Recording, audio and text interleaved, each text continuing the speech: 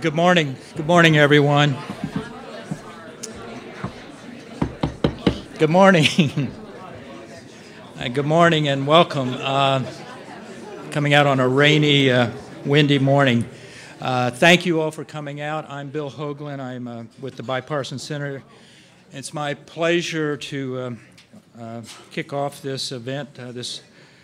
Given the subject matter, it's also somewhat a little bit sad. As we talk about the integration of mental health services with clinical health here in the United States. And just to a point about the United States, I was struck by an analysis just recently from the Institute for Health Metrics and Evaluation that found that here in 2015 in the United States, the U.S. mortality rate for mental health and substance abuse disorders taken together was 12 standardized deaths per 100,000, 12. And you compare that to something like 4.9 for similarly wealthy countries. We're just clearly not doing something right here in the United States. I had the honor and pleasure of working for many years with the late Senator Pete B. Medici.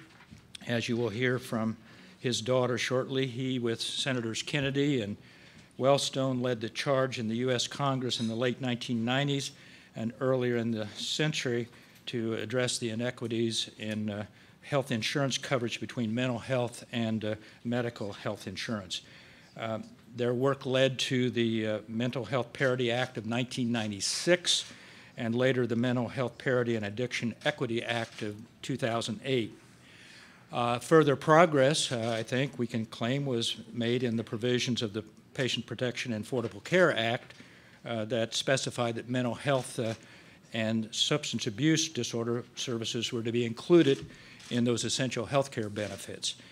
But even with all that and with that legislation, as we know, success in this area is not what we would want it to be, given that the estimates are that 18% of our population, 45 million Americans, adults, still suffer from mental illness.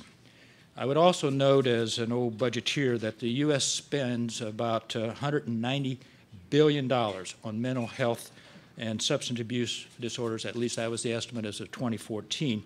And that's less than 7.5% of all money spent on health care in this country. And remember again, 7.5% spent, but 18% of our population suffers from these diseases of despair.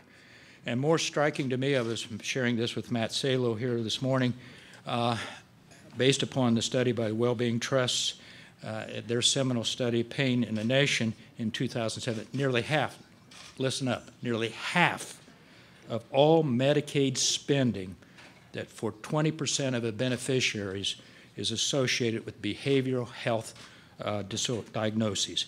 I want to repeat that, half of Medicare spending. Finally, and so discouraging to me, data from the Department of Justice finds that over 56% of all inmates in state prisons, 45% in federal prisons, and an astonishing 64% in local jails report having mental health problems. This is not only a health care issue, this is a criminal justice issue. So it is with this knowledge that, and background that BPC launched with the support particularly of Wellbeing Trust, the National Foundation to Advance Mental, Social, and Spiritual Health of the Nation. We launched this project about a year ago to identify the barriers that exist between integrating clinical and behavioral health services. That culminated in the report that we're releasing today. We'll get into this, but we focused on 3 areas of integrating. The first was the broad areas, still payment and insurance coverage. Studies continue to find that those who have mental illness and report that an unmet need claim that they cite costs of the services or either not having health insurance or inadequate insurance. The second area that we focused on was workforce, the shortage of mental health professionals. And I would highlight in the study particularly, it was not just the psychiatrists, but particularly school psychiatrists and school counselors. Finally, the administrative and financing barriers, that's our third area, both at the federal, state, and local level. It is a fact that public programs pay the largest share of behavioral health treatments, 60% compared to 46% overall health care. Strained public budgets will, in and of themselves, continue to be a major barrier. So without further ado, let me turn this over to someone who actually knows something about the subject, and that's Dr. Benjamin Miller. He's the Chief Strategy Officer with Wellbeing Trust, formerly with the Department of Family Medicine and at the University of Colorado School of Medicine. And thank you again, Wellbeing, for your support. And Ben, I turn it over to you. Good morning. Good morning. Take a minute and just think about yourselves, your families, your neighbors, your community. Think about how mental health and addictions has affected you personally. Just take a second. Because I guarantee you that everyone in this room in some way, shape, or form has been affected by mental health or addiction. Everyone. It may not have been you, but it's someone that you know. This is the change in narrative that we need for public policy. This is not about them or about that one strange case that you heard about in the news. This is about all of us. How do we design effective public policy solutions to get at the population's health, our health, the mental health of all of us? That's what we're going to talk about a little bit today.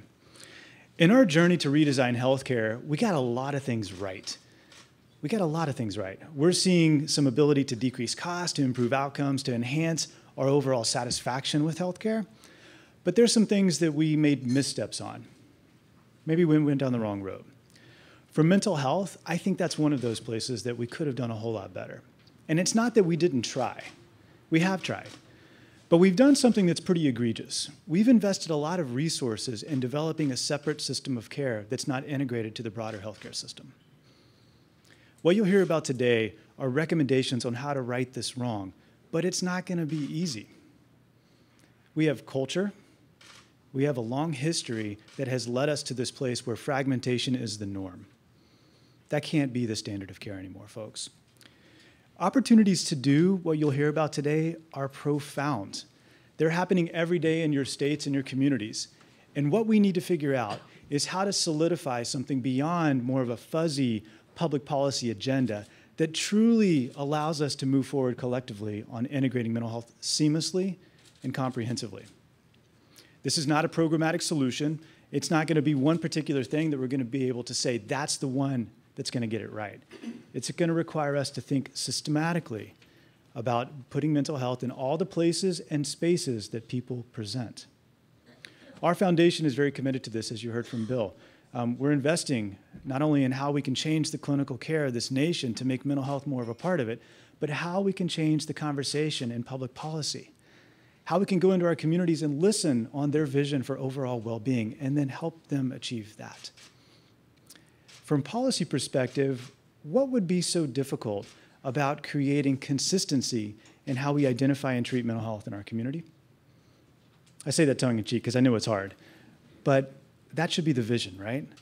And then in doing so, how do we create high-quality, affordable access to those services? So it's not just that one door that you can go into to get access to mental health. It's the multiple entry points.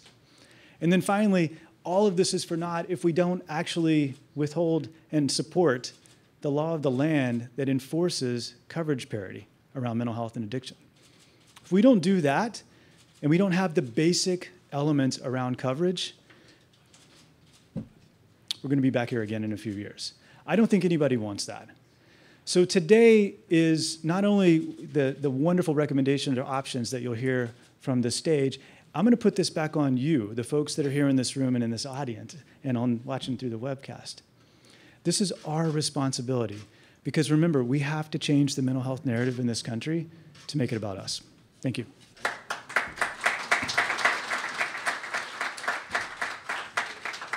Before I introduce Chris Jennings, let me just point out that Catherine Hayes, who was the director of our health policy at BPC, has her own health issues in her family this morning and was unable to join us, but Catherine was very instrumental in bringing this report together. Chris Jennings, please join us, and Nella and Congressman. Chris Jennings really needs no introduction, though, to those who follow healthcare policy in this town. But I'm happy to give him a short introduction anyway, okay? Chris, over the last 3 decades, has been involved in healthcare policy, working in the White House, Congress, and the private sector. In 2014, can you believe it, he departed for his second tour and duty at the White House on healthcare reform, where he served the President Obama's deputy assistant to the President for Health Policy and Coordination of Health Reform. He served a similar position in the Clinton White House nearly 8 years earlier. I first met Chris years ago when he served as a Senate staffer with me with Senators Glenn, Pryor, and Melcher. He served on the U.S. Bipartisan Commission on Comprehensive Health Care in 1987. We've been at this a long time, Chris. That was known as the Pepper Commission, if any of you want to remember. And at BPC, Chris works diligently with our bipartisan group of health experts led by Senators Daschle and Frist, as we continue to seek ways to improve the quality of our health care at affordable and accessible. It is my very distinct pleasure to welcome Chris, sometimes my combatant, I will say, but always a friend. Chris will moderate with our guests. Chris. Thank you. Thank you very much, Bill. And it's a pleasure to be here with all of you. And I will say that Bill is a budget guy, and he's usually depressing. And I sometimes say that only he could sing a depressing song on a banjo, when he sometimes talks about these issues. We're going to be talking about both the challenges, yes, but I think really the opportunities here and why we think that we may be at an inflection point for some meaningful progress in this area. The folks here in front of you, who I'm privileged to be sitting here with, have been working on this for decades as well. And I think are similarly somewhat optimistic, but also very realistic. Let me first start with Nellie de Medici, someone who you probably know a little bit more by her last name because of her father and his extraordinary advocacy, and frankly, her mother too, who has been for decades one of the most significant and most impactful advocates for mental health change in this country. And Nella has been right with her mother, although at doing this, and actually I know that she was one of the youngest board members of NARSED, which did a lot of research in this issue, I think at the age of 27, so she's been doing this. I won't tell you how old you are right now. I think it's 33. I will say that for decades, she's also has a whole separate career. She's extraordinarily accomplished. She is one of the leading business financing and asset managing experts. She served as the CFO for the world's largest hedge fund, frankly, which is Bridgewater Associates, and has held similar roles in many different contexts throughout her career. She has her MBA from Harvard, her JD from Georgetown, obviously a very underaccomplished human being. Patrick Kennedy really doesn't need an introduction, particularly in this audience. I have had the great honor of working with him, and I would like to call him a friend. I usually do what he asks us to do because I'm afraid to not do so. You know him as a congressman who worked for 16 years tirelessly to get the Mental Health Parity Act enacted into law. And really, it wouldn't have happened without his tireless leadership, and I want to thank you personally for that. But you know, he worked with another bipartisan maestro, and that was Ted Kennedy, his father, Senator Medici, Paul Wellstone, and this was signed, a lot of people don't know, by President Bush. You know, so this is not, we're not talking about a partisan issue here. We're talking about something that everyone acknowledges as an issue. But what he really, I think, is most important to understand about Patrick is he gets that passing a law is just the beginning of the process, because you have to implement it and then you have to enforce it. And we have not lived up to that challenge. And in so doing, he knew that from the beginning. He left Congress. He set up very specific entities to do that. He set up the Kennedy Forum. He co-founded One Mind. You know, most recently he was appointed by President Trump to work on the Opioid and Addiction Commission.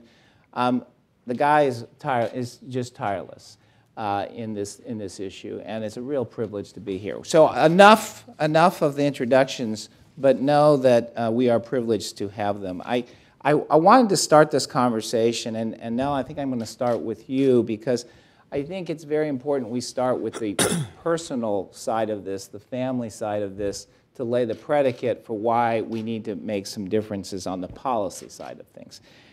So I wonder if you could share with us, how do families and patients experience and navigate through our current system, and what are the barriers, and how should we deal with them? So let me just focus on the first part of the question, which is how do families navigate this kind of situation. So as we began the discussion today, mental illness is pervasive, and you know, many people, many of us in the room have variations of it.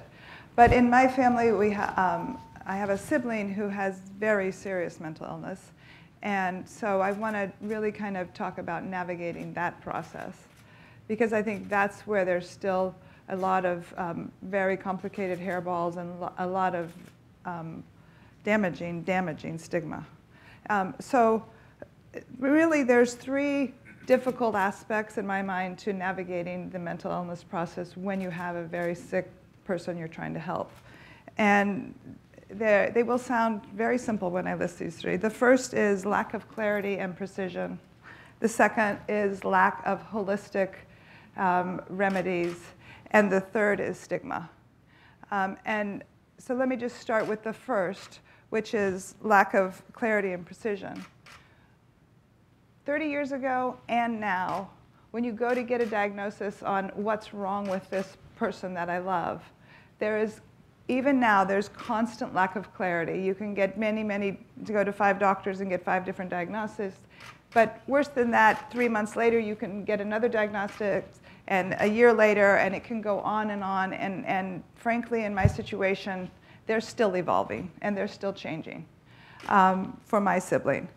And that lack of clarity and lack of precision is really extraordinarily and in a way debilitatingly unique to mental illness. And it translates into lack of clarity and precision around therapeutic treatments, because therapeutic treatments no one knows exactly what you have and exactly what works, and so it's this whole trial and error thing, and it's one of the few areas where you actually get diagnosed sometimes after a treatment because the treatment works. And that lack of clarity around therapeutic treatments, it can destroy the person and the family because you get, there's side effects from these treatments, and you have to wean yourself off them, and it takes a long time to wean yourself off them before you can try a new one. And so that lack of precision just causes, in many ways, other additional problems for the patient and the family. Similarly, there's lack of clarity and precision around how to pay for it and where to go and how to get subsidies and how to get help. And just navigating the overwhelming question, how are we as a family going to pay for that? And what provisions should we choose? What can we afford? That in and of itself is almost a full-time job. I remember that being, for my mother, almost a full-time job.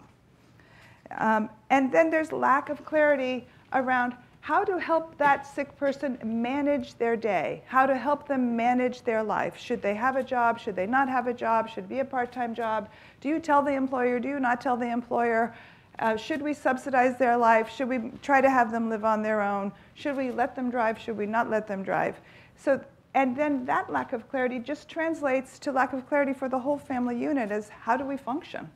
Because all of a sudden you have this, very fluid, ill-defined problem, which you never really know if you're handling it right. And so all of those are types of lack of clarity, and that they fold right into the second problem, which is lack of holistic and sort of centralized care.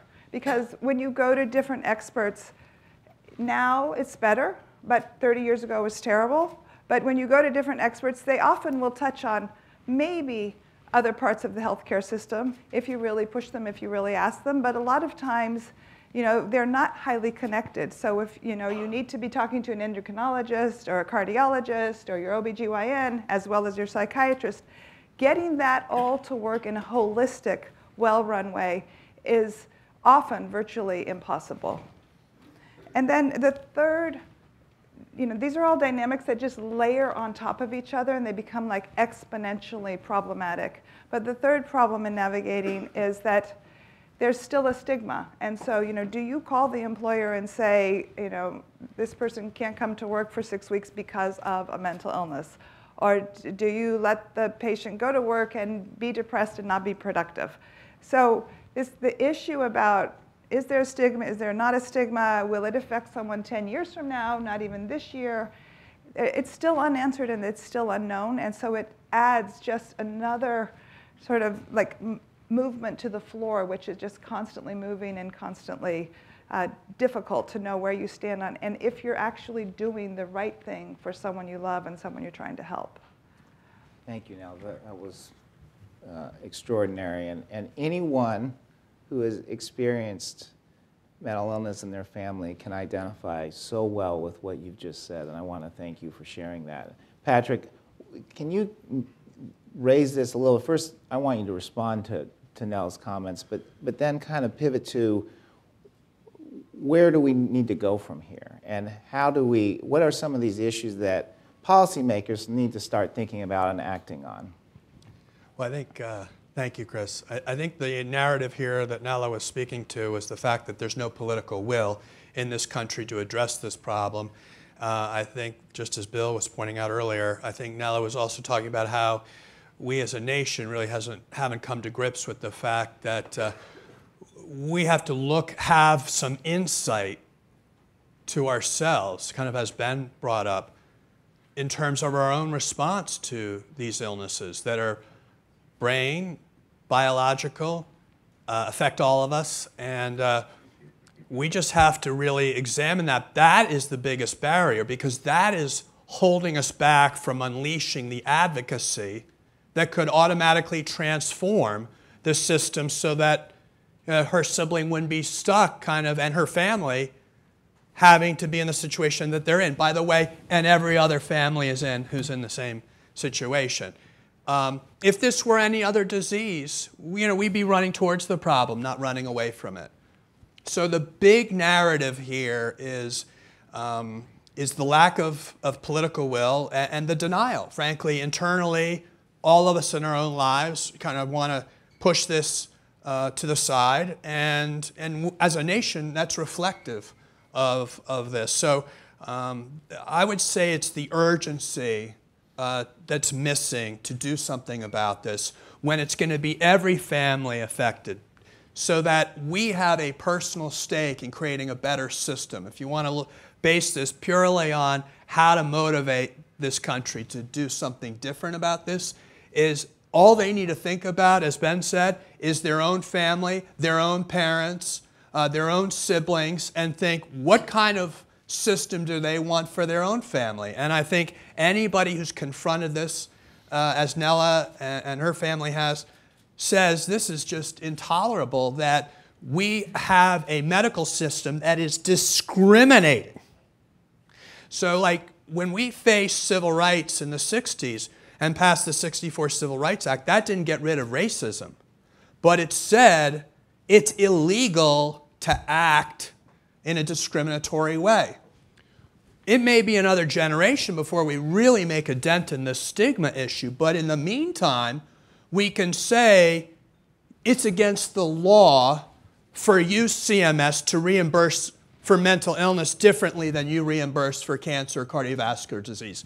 And bring action, even though, you know, CMS is not able but politically bring action. And then bring action against payers in this country who know better and are hiding behind the fact, well, you know, we know our subscribers aren't going to stay in our plan very long, so it's not worth us to really come up with the solutions that are going to be well-rounded, holistic, and preventative, either at the primary, secondary, tertiary levels. Why isn't AHIP coming up with a new insurance pool that allows them to have some type of catastrophic plan, reinsurance plan? I mean, they're the experts. If I want to know about finance, I go to Nella. I mean, Nella's going to know. Why aren't we asking the experts, how do you align incentives financially so we pay for what we want? Because as Bill said, this affects the criminal justice, affects the education system, the social welfare system, healthcare system, on and on and on. So why isn't someone coming up with a financial system that rewards better outcomes and says, we'll leave it to whoever the provider is, like we have with these, you know, Medicare Advantage kind of plans, to come up with what works best for that patient. And by the way, it might be managing social determinants, transportation, housing, employment, and along with medication and peer support and family engagement, because they know that's going to reduce the hospitalizations, it's going to reduce all the other costs of the medical system. But the point is, they have a financial incentive to implement all the things that the experts in this room have long known, that are sitting on shelves all over this town in terms of reports that you have written and many others have written over the years, and say, how do we can finally employ these because we now have a financial interest in doing so. Thank you, Patrick. And you guys can applaud Patrick too if you want, but he's someone who has been, who deserves it. Because I think he starts with the most important thing. Because if you really look at mental health policies, you can have a book of mental health policy. There are hundreds of pages and hundreds of reports and hundreds of recommendations. It has to start with a commitment to act here, to change what we have seen in the system to date. And I guess I would just say, and part of the themes that we'll be hearing later from Sheila and her panel, is going to be this issue of doing a much better job of weaving all these various issues and challenges together through much better integration of diagnostics, of treatments, of providers, of plans. And I hope all of you in this room will be listening to that, because we do need to talk about the policies to achieve the vision, but it has to start with the political commitment to move in this area. Now, I'm going to just turn it back to you, because I'm not going to ask you to opine on policy, okay?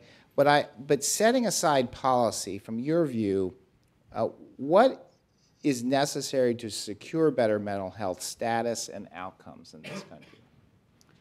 So We didn't talk about this in advance, so I'm going That's to go off fine. script for 2 minutes. Oh my God. But I do think, coincidentally, and I'm very excited, at Davos this week, mental illness is the #1 topic on their health agenda. And it's being presented and discussed extensively. And for me, that sort of triggers 2 things. One, this is a global issue. And we need to even get outside of our families, our country, and think about it globally.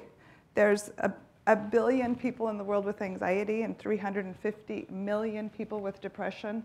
And those 350 million people with depression are driving many of our increased suicide rates and driving shorter life expectancies in many countries, not only our own. But the Davos event also, to me, says we're at this inflection point where there's a lot of sun, that's what we used to call it at Bridgewater, there's a lot of sun shining on this topic. And when that bright light is shining on a topic, it's a chance for dramatic change. I, in my mind, think about 4 key elements that are needed for dramatic change. And again, like when I spoke before, these 4 key elements will sound very simple. They're actually extremely, extremely complicated. But the first one is integration. And I think when we think about integration, we need to think about it at every level. So integration across countries, integration in the research and science across healthcare areas, so integration of research between neurology and between psychiatry. We also need to think about integration at the delivery system and integration at the community level. A second area I think we need to focus on, and it's been brought up, but I really would like to hammer away at this one. I'll call it radical innovation. And the nomenclature in the Wall Street Journal is disruption, and that's the big wave occurring in America right now. But I think there are many radically innovative ways of addressing mental health issues now, given all the technologically based new products that are out there. And if we can get some of the policy constraints lifted, so things like telecommunication being utilized for psychiatric and psychological therapies, that can solve many problems in a relatively short time, because we can use the technology enablement to solve big problems like we don't have enough psychologists and psychiatrists. And believe me, that problem is not only here, it's around the world, and it's worse around the world in developing countries than it is here. So I want to just double click again on this notion of radical innovation and put it out there to really urge people to be creative and tie it back into Davos. If you Google the BBC 400 Women Zimbabwe Park Bench, you will read about a solution in Zimbabwe which will bring tears of joy to your eyes. In that country, they had very, very, very few psychologists and psychiatrists. I mean, I can't remember the numbers. It's like single digits. And there just wasn't any way to treat the needs. And one of the leading psychologists there actually found 400 elderly women, put them through a training program that he designed, and they have now been counseling these young women. And those sessions and that process has been monitored and measured, and it's been concluded that it's highly impactful, and now they are replicating that. So as we wait for lots of policy changes, and as we wait for companies to innovate at their level in the R&D area, I think it's incumbent upon all of us to be radically innovative. The third area is accountability. And as a country, we need to be accountable, and as individuals, we need to be accountable. So I think it was in 1965, 42% of all adults smoked. And as a country, and at every level, we took that on, and 15% of all adults smoke now. But I want to emphasize, because this is about policy, and so I almost want to emphasize what I'm worried about. At the individual level, we all need to be accountable. So, and we need to be accountable at the family unit, at the school unit, and there are many asymmetrical things we can all do, like yoga, like meditation, like eating less sugar. And many of those services are now free. You can Google them, you can put apps on your phone, and you can utilize those services that we now know are in some ways prophylactic. And the fourth area, and here we are at the Press Club, is I think advocacy, awareness, and education. And we really need, even the press, I don't know if there's many people here from the press, but I want to thank you if you are, because we all need to be one team to educate and build awareness and try to create, in some ways, a little bit of like the Me Too push, you know, from the bottom up, saying this is a big global problem, and at the grassroots level, we need to feel it collectively and have a voice collectively at the grassroots level. Thank you so much, Nella. I know I'm going to get the hook. Is that correct? Yes? Do I have 5? Okay, good. Because I can't not give Patrick one more platform opportunity to provide a little bit more beyond the political. What do you see as the barriers for action here, and how can we overcome them? So the political is, like the civil rights movement had the NAACP, we need to have a legal action network, which we've helped convene at the Kennedy Forum, to really monitor parity violations across the country, because there has been no adherence to the law that Nella's father was so instrumental in helping to write. And that is the medical civil rights bill for those with mental illness and addiction. It's saying you cannot pay substandard wages to clinicians to treat people with mental illness that you wouldn't dream of paying if they were treating, they were an oncologist or a cardiologist. That's just patently discriminatory. There's a reason there's not adequate network sufficiency. There's huge disparities between payment for inpatient and outpatient because of the nature of insurance reimbursement. We don't do anything about it. And AHIP just hangs back because they know no one's going to breathe down their back on it. There's no accountability on this. And I think with the growing kind of movement within the consumer movement, that it's going to be a shame factor we put on these health insurers. And we say, gone are the days where you're paying separate and unequal wages, because those days should be numbered. And the fact that it's taken this long to treat an illness of the brain differently in a discriminatory way, those days should be over. And we know how to monitor them. We know how to look at medical management practices of insurance companies. We know how to do market conduct reviews of insurance companies. We know how to say you're not going to sell in this state if you've got parity violations. We need to be deadly serious about this, because every one of those denials is another family that has to go out of their pocket to pay for their health care. And this ought to be on the national agenda in 2020.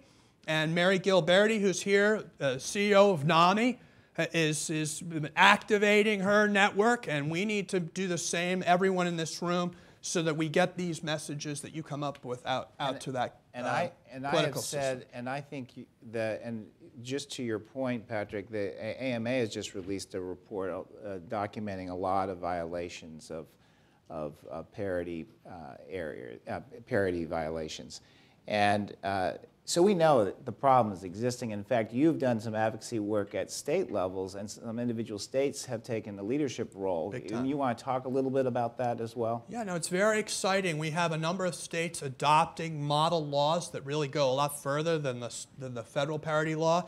They also really get their regulators, their insurance commissioners, their attorneys general, and others, briefed up. So there's a literacy level when it comes to monitoring and measuring how payers are doing in this state. Our governor from Rhode Island, Gina Raimondo, been a leader. She's now head of the National Democratic Governors Association.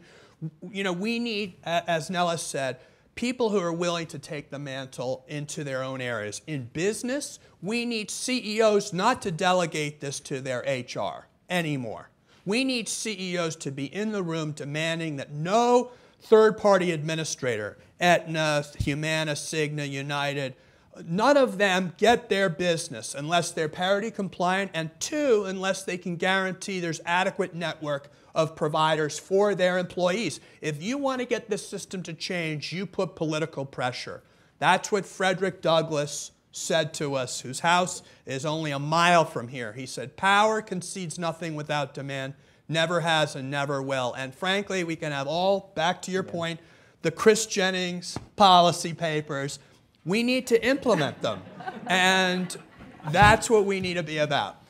Well, thanks for putting me in my place. I will say one last thing that I want to conclude with, because I want to talk a little bit about there is the push down, you must enforce the law, but there's also you should want to be in compliance with the law.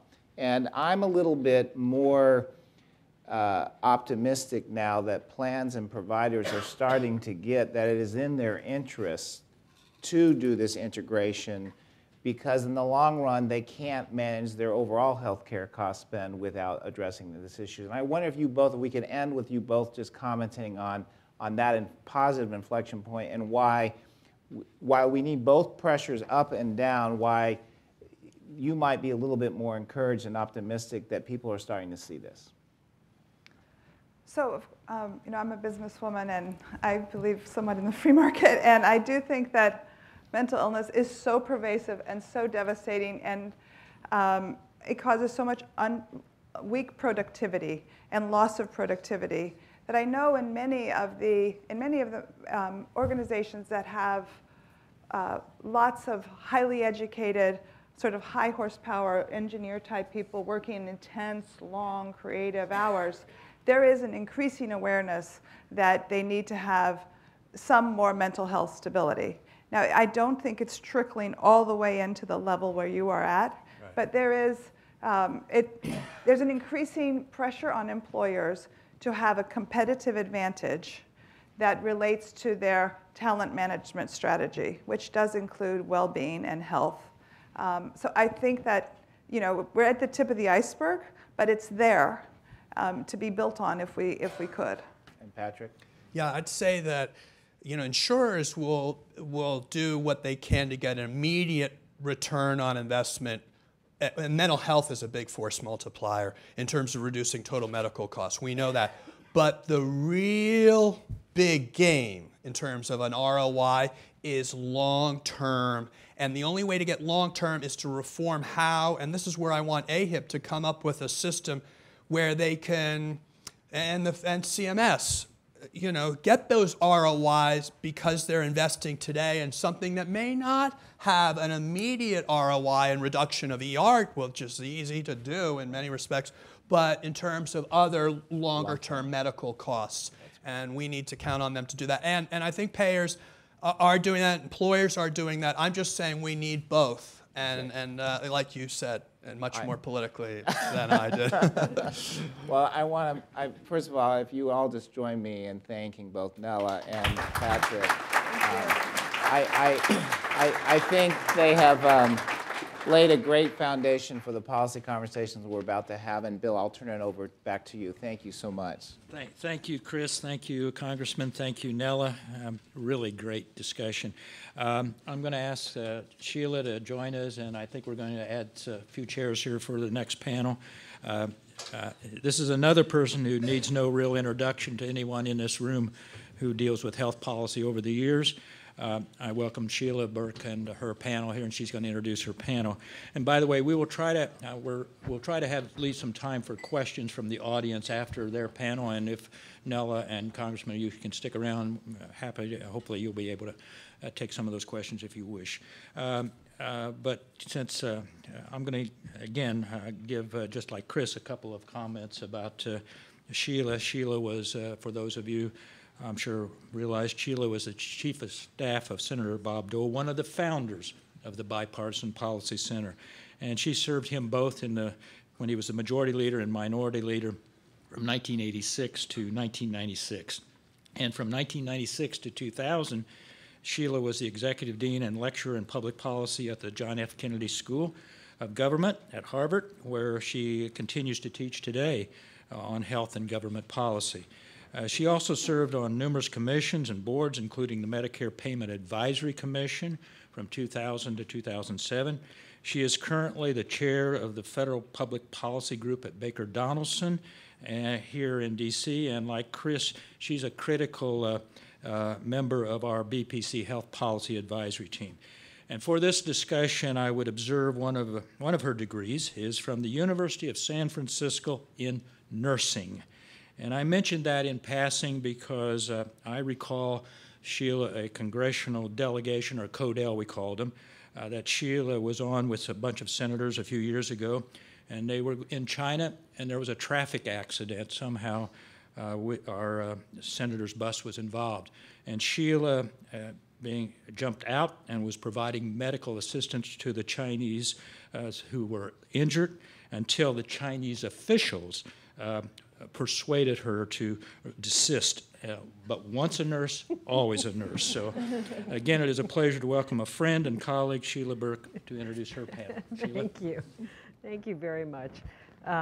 It is a great pleasure to be here. And let me also begin by thanking the Wellbeing Trust for the remarkable support they've given to us during the course of the work that we've been involved in over the last year or so, and the production of the report, a copy of which is available to you by the door, and I encourage all of you to take the opportunity to take a look at it and look at essentially the framework we've tried to create and the options we've tried to suggest should be considered, because we're going to be coming back to all of you and asking you to help us evaluate those options and to think about what the recommendations might be, and to the Congressman's insistence, how do we move to action?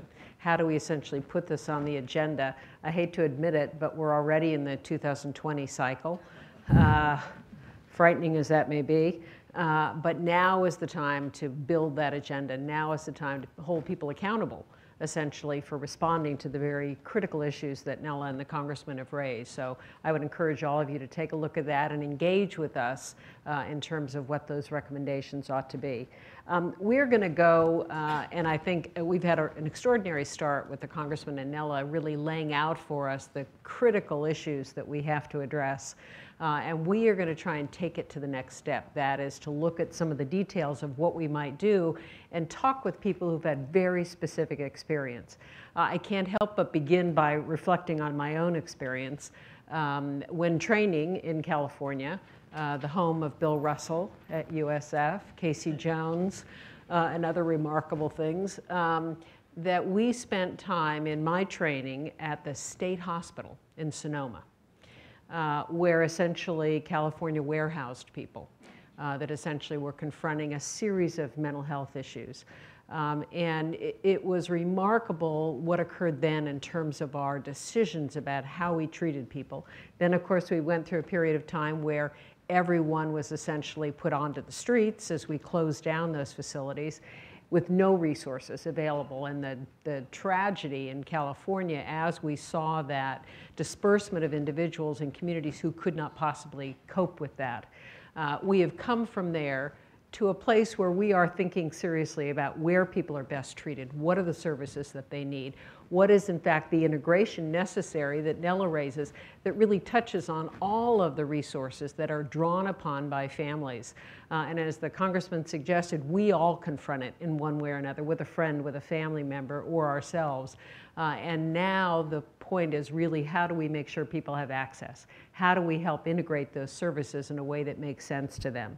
So my panel is going to talk about those questions. What do we mean by integration? What prevents integration from occurring? What's a carve-out, for example? What are these terms of art that are critical to the conversation about mental health?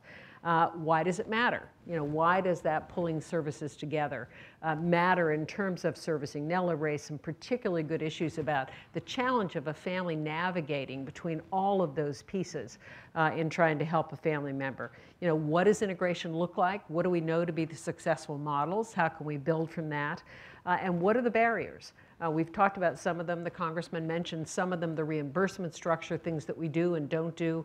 The Medicare is a terrific example of the real bias that exists in the 190-day limit.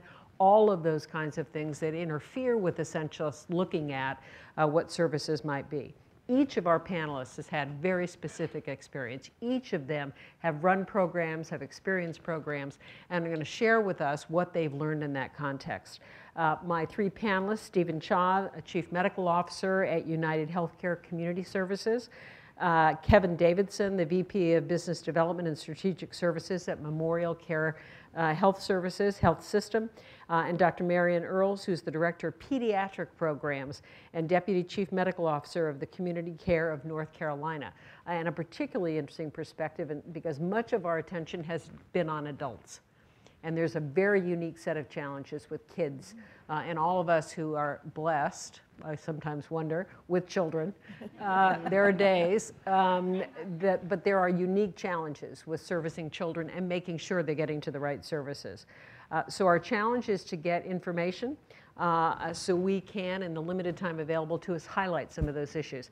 I am sensitive to the fact we have little time, so I'm going to quickly turn to Steve. Steve, help us understand, what does integration mean? What, in your experience, has been a successful integration? What are the critical elements that were necessary in that context? Sure.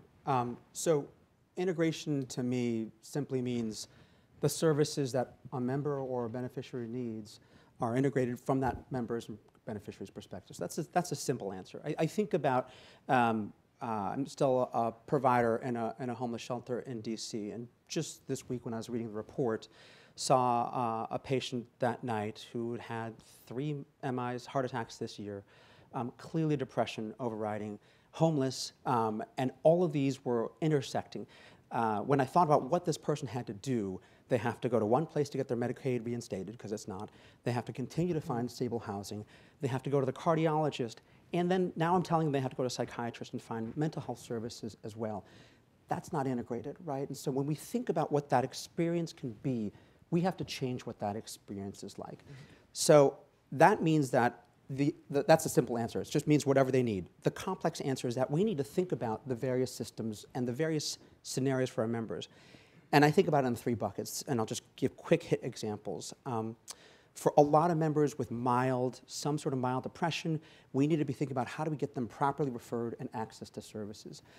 Quick snapshot, I think about Massachusetts and child psychiatry, where they have a program that can put a child psychiatrist on the phone with a primary care doc while the member is still in their office. Is this solution? No. But is this addressing a real need and reducing obstacles for members? Yeah. So I think there's one piece of that. And that, by the way, was my experience, not in United, but I used to run the state innovation models at CMS before I took this role. The second role, I'll defer to my colleagues, but I think about the moderately needy, people with moderate needs. And that intersection between medical and behavioral is so challenging. I'm really excited to hear more about the collaborative care model. We've talked a lot about that at United and what we can do there. I'll defer to my colleagues on the panel. The third is a piece that I think we've spent a lot of time, because now we're not just thinking about medical, not just behavioral. You need to also think about addiction. We need to think about social and those highest need members and what they need to really stabilize and what integration looks from that perspective. And I think the Congressman mentioned it earlier. We can't ignore these other needs because our members don't experience them in separate experiences. They are in a single experience for them. So an example there is that in Arizona, we've begun to initiate a housing first model where we're actually investing in housing units. We're working with wrapping around all the collaborative care models that they need, trauma-informed care up and down, thinking about what those members need from a holistic food, employment services, just story after story there in terms of people's lives being transformed under that model. So when I think about what integration means, it's got to be different for every level that we're talking about. And we got to be addressing the needs of the members wherever they are and creating a package that addresses their needs wherever they are. So I want to turn to Marion and have her talk about the case of the pediatric patient and how integration appears differently. But let me ask all 3 of you a question in that context. And that is, to what extent do barriers exist as a result of HIPAA? To what extent can you share information if it's outside, essentially, of a United plan to a provider? If you have a patient, essentially, that you're seeing, you don't have those services available. Are there barriers to your sharing information, essentially, to other providers who can help, essentially, address that issue? What exists in terms of those barriers outside of an organized system, where you may all be in a United network, but what if you're outside of that system? What barriers prevent that kind of integration from occurring where you're accessing services as needed? So you don't have the problem Nellie identifies, where essentially you're an OB patient, but you're depressed, and you don't have a psychiatrist in the practice or a nurse practitioner in the practice? What prevents that from occurring? You want me to? Yeah.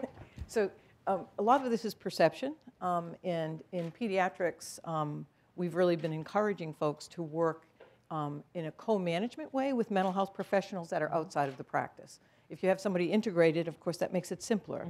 But if you are referring a family to mental health services outside of the practice, we really examined this perception that we can't talk to each other, which is so ridiculous, because it's so important for us to understand the care that we're doing, right?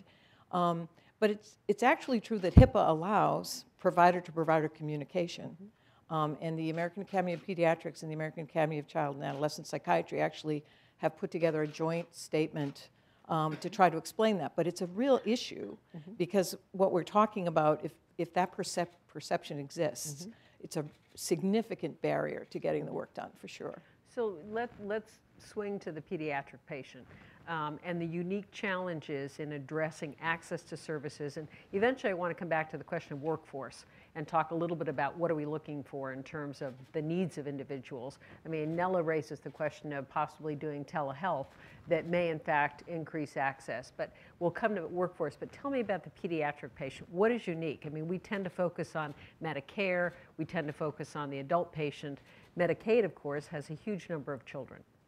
Yeah, so people who know me know that I always say it's very ridiculous to separate the head from the body, and we do it historically. Actually, one of my colleagues says, well, we've done this interesting thing in healthcare. We've separated out mental and dental from healthcare. And in children, and probably in adults as well, but in children that's particularly ridiculous because it's so, behavior and development and growth and health are so integral. And in pediatric practice, what you're seeing a whole spectrum of issues. You may see kids who actually have a significant diagnosis, but you are also seeing kids who have emerging issues or functional issues that don't rise to the level of a diagnosis. And you know, Patrick mentioned the long-term return on investment. The long-term return on investment is that we're doing something early with kids. And talk about difficulty accessing services, because that makes it very difficult when you really don't have necessarily a diagnosis to refer a family for. So the work of what we understand now about toxic stress and early brain development and ACEs and that long-term impact on the child, on the whole family, just tells us that this is where we should be doing something, not waiting until something actually is a crisis to address that. So in pediatrics, it's every day. It's what you're doing all the time. So, you know, in Medicaid under EPSDT, you have the opportunity to be doing the screenings. Like in our state, we're doing screening for maternal depression routinely at infant visits. We're screening young children for development and behavior. We're screening school-age kids. We're screening adolescents for signs of depression. So it's a lot of that primary prevention. It's also treatment. Primary care folks have to know how to treat kids who have ADHD and anxiety and depression. But so it's a different process, and it's very upstream and significant that we need to be able. So in an integrated model, then you're able to address that in your routine care. So as Medicaid has increasingly turned to managed care, we know now north of 80% of Medicaid patients are in a managed care arrangement. Talk to me about the carve-outs. Tell me how carve-outs function, what problems those create or what opportunities those create. That's been an issue in the community for some period of time where essentially you separate out. Clearly, the benefit is you identify people who can treat certain conditions, but does the carve-out create a set of issues as well? Take that. Kevin. So, you know, from a definitional perspective, I'll try not to use the term in the definition, but essentially carve-outs are simply what it says, the practice of carving out reimbursement for behavioral services from the medical benefit, and oftentimes behavioral health providers will be entrusted with the care, particularly in a managed care environment, taking risk for the behavioral health concerns while the medical risk is borne by others. So, you know, I think the carve-outs have created a lot of issues in California, where I am. in the memorial care system, we're a integrated delivery system with 200 ambulatory sites, 4 hospitals, 2,500 physician providers, and we've been working on a collaborative care model in our primary care clinic setting. And there's a long history in California of carve-outs, and really, from my perspective, it starts with basically lending to a set of providers who have long been in the practice of referring out and sending behavioral health needs out of the clinic setting, which unfortunately disconnects that care from the care that the providers are providing every day in the clinic setting.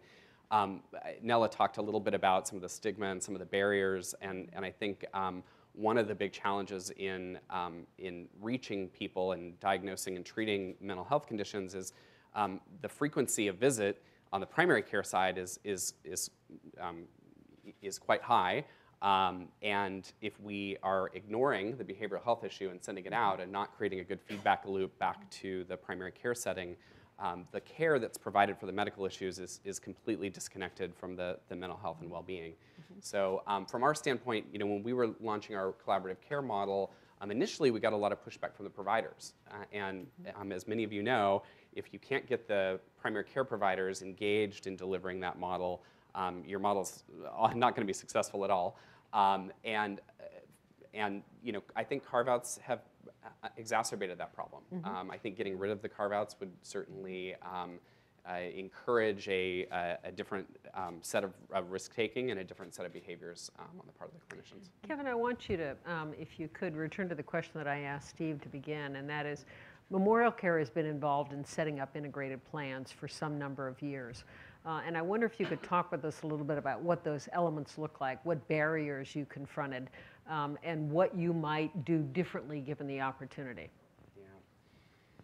So for Memorial Care, collaborative care, the integrated behavioral health has really started in the primary care setting with a collaborative care model. And the way that works is simply having a primary care provider who's responsible for the care team and really directing the work of a care team. We staff licensed clinical social workers in the clinic setting and then collaborate with a consulting psychiatrist who really is not necessarily engaging directly with the patient, but engaging more with the primary care provider and the licensed clinical social worker to establish a treatment plan and manage the medication regimen for our depression and anxiety patients primarily. So really focusing on maybe a moderate acuity mental health related issues that I think we saw in our population. 80% of the behavioral health related diagnoses were in depression and anxiety, and started with our Medicare Advantage population. So really focusing on seniors, and so the primary driver of that model is having the primary care physician at the center of that model, which allows them, as they're seeing them for their routine medical visits, we do depression screening, we identify patients who are eligible for this program and refer them over to our licensed clinical social worker, where we can do a warm handoff of the patient, make an introduction right there at the clinic visit. And so getting back to the challenge on barriers, I think the barriers, in my mind, a lot of them are funding and payment related.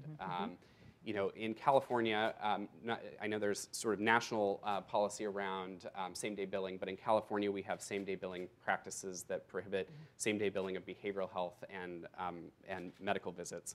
Kevin, would you go into a little more detail Sure. on that? Because same-day billing is an issue that has come up in the context of essentially providing services in an integrated form when someone presents themselves, and essentially there's an array of services they might access. Talk a little bit about that.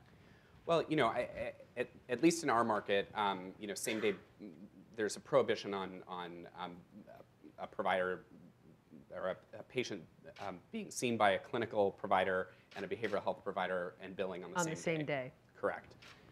Which fundamentally, if you think about the impact that has on trying to do collaborative care or provide mental health services in the primary care setting, it's a huge barrier. So fundamentally, the way we're addressing that barrier is we're ignoring that that issue and really taking the financial risk on ourselves. I think we believe that delivering good primary care means really treating the whole person, and it's not patient-centered to have to tell a patient that they're going to have to come back on tomorrow. another day to get this other issue addressed. Right. Mary and Steve, do either of you want to comment on that as well? We're fortunate in my state that has gone away in the past, but it's obvious. And when you think about being able to do it in your regular visit with your doc, it also removes the stigma that we were talking about, and the adherence. The loss, that issue. What are the chances that that person who is really struggling is going to go to yet another appointment when you have to wait for another day? So it's. Marion, you're absolutely right. I mean, that's part of the problem. We lost. We would refer a patient out, and they're gone. Yeah. They're gone. Yeah. They're gone. Steve, did you want to comment? Yeah, I mean, I think that this goes to, and I think I would put this in the context of one of Chris's comments, which is sort of being hopeful for the future, right? And so I think we have a situation now where states are moving towards more, we talk about value-based purchasing, we talk about value-based contracting, and all these buzzwords. The bottom line, states are saying to the plans, we need you to actually deliver on outcomes. We need you to actually do something for your members. And that's exciting for us, right? For someone who's really trying to think about how do you deliver care and how do you partner with providers in a different way, that's an exciting pathway for us. But I don't think there's any other choice but to think about how do we empower and enable things like collaborative care models, things like how these partnerships with providers are going, because that's what our market is demanding of us. And I think that's a good thing, right? So when I think about problems like same-day billing, when I think about even collaborative care model or even carve in or carve out, I think carve out I think is a challenge. It really is presenting barriers. But I would just say I'm really glad these folks are on the panel, because carving in isn't enough. You need what these folks are doing as well as eliminating that financial barrier. You have to actually deliver care differently, right? And so how do you actually take that next step beyond, okay, fine, we'll eliminate the barrier of carve out, great, but then how do you actually empower, incent, and partner to have these kinds of practices beyond just carving in? Because carve in, I can tell you right now, a lot of state partners that I've worked with over the years that carved in, and we haven't seen that. So how do you actually move that step beyond carve in to empower those? And then a step further with the same day billing, how do you create a financial framework where we at managed care companies and providers and all of us are aligned in saying, let's work together to get the best outcomes for the folks we're serving? And I think we're moving there. That's exciting. So there could be some hope in the value-based payment piece. So in our situation, we are able to have the clinical person, the clinical mental health professional integrated as part of the medical home team, seeing patients. And we were able to get policy to allow them to bill for brief interventions, right? So, but then you get into the mode of, you have that person in your clinic, they're seeing that family, that necessitates them doing some phone calling, following up with the school perhaps around the child, and that's not a billable piece. And so while we've had great success with practices being enthusiastic and doing this, a barrier is, can I afford to have this other professional in my practice? Because I can't you're chasing a fee-for-service. Right. So value-based payment could be a possibility if we're really recognizing the added value of having that person as part of the medical home team. Let's talk about that. I mean, the extent to which people are in managed care, there at least is a structural opportunity. I mean, you suggest, Kevin, that you finance it essentially out of your own risk. There are still 70% of the Medicare population in fee-for-service. Well, and another barrier is the issue that physicians don't want to treat different patients differently, and so our clinicians are seeing patients in Medicare Advantage, in fee-for-service Medicare and PPO, and I think until we get to alignment across payers, it's going to be hard to see the kind of physician adoption we need. So on the fee-for-service side, let's talk about that for a moment, which is largely on the Medicare side versus Medicaid, which is increasingly in managed care. Still issues, but in the context of fee-for-service, one of the issues that arose, that the Congressman raised, was the 190-day limit on the inpatient piece in Medicare. What are the other reimbursement barriers that you're confronting? that are unique. I mean, your point, which is you want to be able to treat everybody the same way. You face these issues where things are not covered in terms of covered services. Other unique steps that, in fact, Medicare could take that legislatively, if we were to set an agenda, that need to be done? Wow. I think fundamentally it's as much about what Medicare can do as it is about what the rest of the payer landscape can do. And I think if we can figure out how to create policy that aligns commercial payers, private and public, to a model that reimburses for care, and personally, I'm a big advocate for moving to more value-based payment models, because I think it will allow for this and a lot of other things to be much better integrated. In a value system, moving from volume to value, which everyone seems to be enthusiastic about, how do you measure value in this context? What are the tools available to us to determine what the measurable outcomes are that would attribute to a value-based system? Are we agreed on those?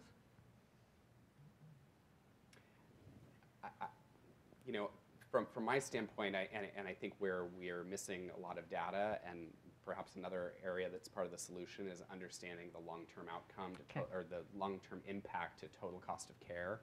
And it's something we're going to be studying inside of our population to be able to bring that data forward to the commercial plans and others in our market who aren't really embracing an integrated behavioral health model. But I think if we can demonstrate long-term outcomes that show a reduction in total cost of care by treating patients in a more collaborative way, that's going to have a huge impact. And back to the question about what else can be done, I do think broadening the view of telehealth and other, the use of other kinds of technology. Mobile tech. We have such a sort of a patient encounter-based view of healthcare delivery today, and it's a lot of what Marion was speaking to too. There's a lot of things that are unreimbursed, telephone visits and things like that. But I think you're absolutely right. It's not going to be feasible to put certain providers and licensed clinical social workers in every clinic at every size. So we're going to have to figure out how to scale. Okay. In the measure Marion, go ahead. In the measurement of this, I think it's you raise a really great question. It's one of the things that in my job, because I'm looking at quality metrics from the practices across our state. If you look at the metrics that are available around mental health, most of them are process measures. Many of them do not really tell you what the outcome was for the patient or for the family. It's easy to measure things. So on the other hand, we absolutely need to come to some agreement on what those measures would be and how we would do that. Because I think otherwise it's going to be hard to establish a value for this. I want to open it up for questions in the 5 or 10 minutes we have available to us. And there are mics that are circulating. I'm going to start with Gail, if somebody can get Gail a mic. And while they're getting her a mic, I want to talk about workforce as well. And so when we have an opportunity, let's talk about, do we have enough? And what do we need? And No, we don't. what? No, we don't. Is the answer. Okay, that was a quick answer. But enough of what? Do talk about nurse practitioners. But let me turn to Gail for a question. Two what I hope are short, unrelated questions. One is that the military has been quite aggressive using telehealth in treating mental health. Something Sheila and I have shared our work with the Uniformed Services University. Is it the ability to not have to be responsive to state law that has allowed this to proceed as aggressively, or is it something else? It's fine if you don't know the answer, but you might want to think about it. There are a number of pamphlets that I have seen from the military about their use of telehealth and treating mental health. They seem to be the leaders in this area, so my guess is it has to do with state laws that are prohibiting the kind of outreach that they're doing, but it may be financing as well. The second question was continuing the value-based discussion that I thought was very good and appropriate. If we focus more on episode-based payments, which Medicare and CMS have been trying to move, would that at least push us in the right direction? I'm sympathetic with the frustrations about not being able to see more than a bill. You can see all you want. More bill for more than one provider on a day. However, as a former CMS person, you can imagine the kind of fraud issues that have been going on that led to that position. And the question is now, how do you try to get beyond that so you are mindful of fraud concerns, but not prohibiting the appropriate medical intervention, which is why the episode seems in the right direction if we could figure out what the episode is. Exactly what the episode is. Right. I'll take one crack at Yep. I mean, I think on the state reimbursement, I think part of this is not just state prohibitions, but also state reimbursement, right? And so if it's not part of their Medicaid plan to reimburse for that, that's a challenge on the first part. I think we're still moving in that direction to try and pilot some of that out to see how it goes. So I think I'm excited to see how that experience goes. Again, back to my prior experience under SIM, a lot of our states were beginning to pilot that out under the State Innovation Models framework as well, which is, again, a framework to support states to experiment in innovation. On the second question, you know, I think there's more we can do. I think on the episodes, I think it's important that we build an episode that reflects the evidence base and the knowledge. And so, for instance, it might be easier, and I'm just speculating, I'm curious for my colleagues' thoughts too, but whether what we're running around first episode of schizophrenia, for instance, a great body of literature around what we can do in stabilizing that member after a first episode of schizophrenia. So there might be some snapshots, because I think also some of this is long-term delimited. A lot of depression remits spontaneously, a lot of it doesn't. How do you distinguish that in a bundle? So there are some challenges there, but I think it's actually an experimentation area we should continue to explore. And I would think that the other complicating factor, because I think Gail's raised a very good point, is that you're often presented with comorbidities. You know, the admission may be completely unrelated to mental health services, but has a component of that. You're seeing an OB patient who essentially is depressed or a postpartum. I mean, so how does one build an episode that essentially has all these comorbidities that are confronted in terms of sorting it out? But do either of you want to comment on either of the questions Gail raises? I was thinking about the technology piece of this. And so if you look at the child psychiatry access programs that have grown up around the country, and like, I guess it's about 28 states at this point, Massachusetts being such a great model. And you know, it's a twist on value-based payment, right? But those folks, there are teams of psychiatry, care coordinator, and licensed professional across the state. There are 6 teams, and they are not paid by billing. They have a surcharge, insurance companies across the state, and that pays for those teams to do their work. So it isn't you know, you aren't constrained by I'm getting paid for this particular thing. And got it. You know, I think, you know, the episode issue in pediatrics is a little hard to apply, because there's so much that's prevention over the lifespan. So the 0 to 21 is maybe the episode, but. But I do think, you know, that there are ways to pay for those sorts of things that that really show promise without breaking the bank necessarily. Okay. Other questions? Yes, the gentleman in the front, right here. It's rare I get called a gentleman. I'm Doug Tynan from the American Psychological Association, and I also work on the Delaware State Innovation Program. What we know about healthcare is we still have half or nearly half of all primary care are basically small businesses, small practices. The overwhelming majority of mental health providers are small practices. I haven't heard anything on, and one more point is, I'm going to cite a paper by Dr. Miller here, that Ben Miller, that 25,000, 27,000 psychologists are co-located, and that they have their offices in the same buildings as primary care providers. A recent replication by University of Michigan shows that in addition, 70,000 social workers are also in the same office buildings with primary care providers. So the workforce is there, but they are small businesses, and I haven't heard much about policy of how do we get these practices to work together. That requires electronic records, it requires problems with the anti-kickback regulations. Stark. Right, but to address the system as it currently exists and help that work. Any of my panelists want to comment? I mean, I can only speak to our experience in our market. That, you know, there are a lot of independent small practices. We have a large IPA that's kind of organized a lot of those practices that we're starting to roll out a pilot for collaborative care where it is going to be more virtually based.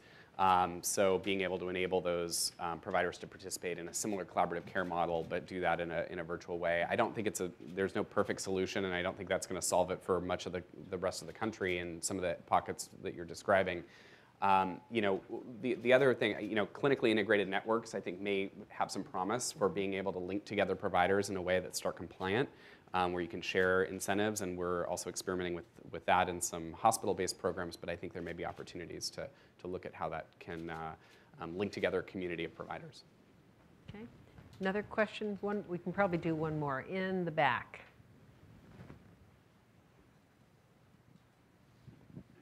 Thank you all so much. So you touched on the role that healthcare companies can play a little bit and talked about holistic approaches, but I'd like to hear what the role pharmaceutical companies play in this and what role they could play potentially in driving research and development. Thank you. Let's talk about drugs. It's today's issue. Drug companies, pharmaceuticals. Well, I'll say the one thing that jumps to mind for me is and this doesn't speak to your question at all, but maybe there's something in this that does. I think we've been surprised, particularly for our depression and anxiety seniors who are participating in our collaborative care program, how few of them have needed much medication intervention. And I think that was surprising to us. You know, they may have already been on a course of antidepressants, and initially when we launched our program, we thought the patients were going to need a lot more medication intervention. The psychiatrist was working with the primary care doctors to think about, you know, titrating the meds and adjusting protocols. And our consulting psychiatrist came back to us after the first few months of the program and said, I am surprised how responsive these patients are with just really good cognitive behavioral therapy, addressing social isolation issues, dealing with some of the more psychosocial challenges, and those are not medication interventions at all. So I feel like there's something in there that might speak to your question, but maybe someone else has a more direct answer. Go ahead, Steve, but I also want the last comment to be Marion's about medication in kids and the use of, hey, I'm a moderator. Steve, go ahead. I'm in charge. That times 100, what Kevin said, couldn't agree more. If we get people into a framework where they can get the care they need, we're all going to do better.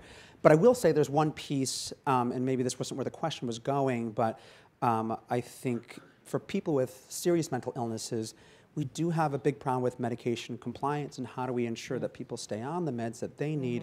So I think there's more that we're trying to do in pharmacy management companies, long-acting injectable antipsychotics. What can we do to get the right meds to the right people? So I think we're trying to really pilot out that approach as well, and I think we can see stabilization, particularly for that serious mental illness population. Okay. In a world when we're talking about hemp and extractions, Marion, would you like to end on a high note?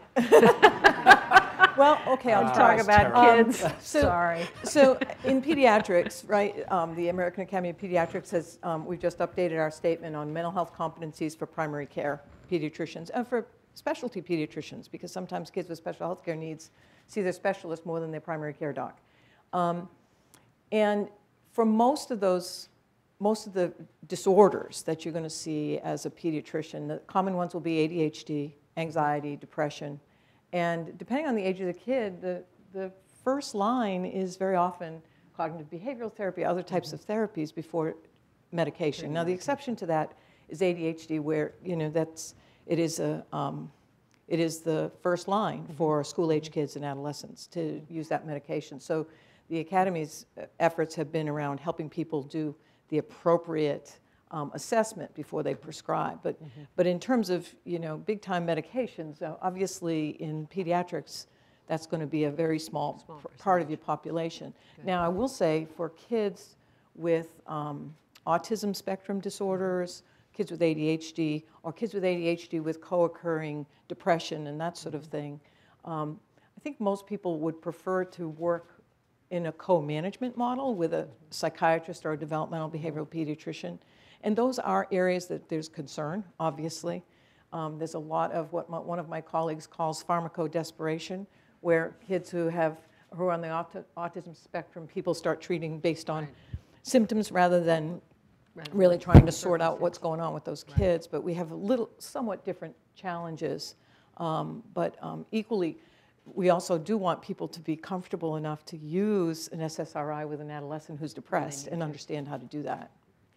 Please join me in thanking our terrific panel.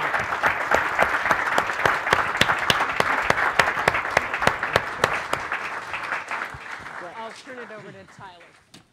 I'm turning it over to Tyler. Yes. Sheila and the panelists, thank you for the quality of the discourse that you've brought, and really to all of us, to the quality of the questions that are being asked that are essential to the kind of radical innovation that we need to do. We need to be asking better questions in a spirit of inquiry that will help ensure that we do this work well. My name is Tyler Norris, and I'm the CEO of Wellbeing Trust. We're a new national foundation just beginning our 3rd year, and our mission is to advance the mental, social, and spiritual health of the country. We're doing that in 5 ways. One is by focusing on transforming care. To, as was discussed here, make sure that whole person, quality, integrated care becomes the standard with no wrong door.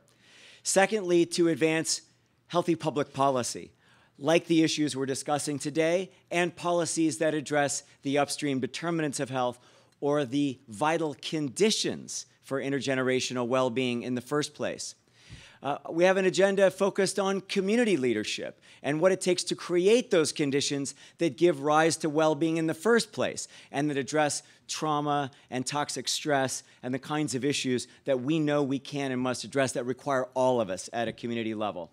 We want to help shift the conversation, as Ben started us off with. This is an issue that faces all of us. Every time we say 1 in 5 or something like that, we are missing the point about the pervasiveness of what this means. And Patrick, I loved what you said about the day we begin by being honest about how this hurts all of us is the day we find our voice, the day we find our power, which is essential to creating the political will to do what we know we need to do. And fifthly, we're focused on innovation and learning around metrics and data systems and what it takes to improve the work. I want to thank the Bipartisan Policy Center for the quality of the work that is in this report and beginning a journey that moves from a framework to options to specific recommendations to the kind of debate that can lead to us building political will around doing what we know we need to do. I believe in a United States of America where every American has access to high quality, affordable, integrated mental health and substance use care. Where every community pays attention to the causes of toxic stress and make sure that adverse child events and adverse community experience are addressed in a compassionate and meaningful way. We're talking about issues of anxiety and depression and suicidal ideation is as comfortable to talk about as me talking about the 2 arms that I broke a few months ago. And people ask me about constantly, how are you doing? Well, how am I doing with my anxiety? Can we talk about that too? And where we are taking the kind of leadership in our communities, in our workplaces, in our schools, in our neighborhoods, in our places of worship, that help us know how to turn to one another and be there for one another, which is the first line of support. And then help people get the care that they need because we've found our voices to demand the kind of care and coverage that we know we are capable of in this country. This isn't the end of this little conversation. This is a commencement of what I believe is an extraordinary moment. Every place in this nation, people are understanding the pain in the nation and how our hopelessness and loneliness and the despair that so many people feel are driving these rates that for the last 3 years have shortened American lifespans.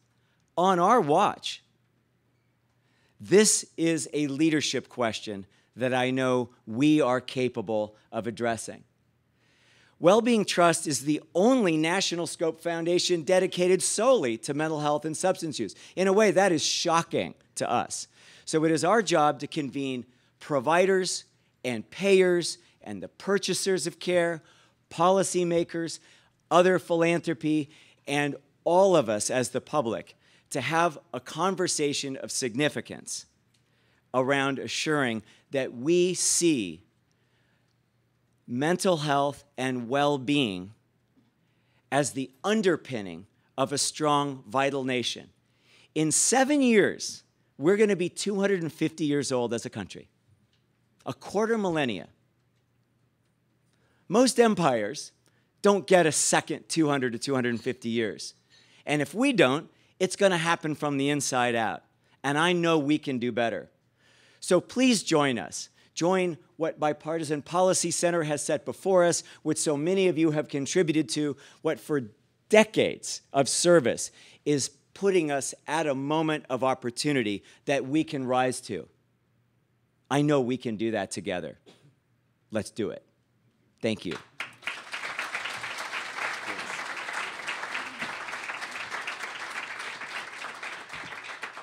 So my job is to close out our session for today, and so I'll try to keep it very short.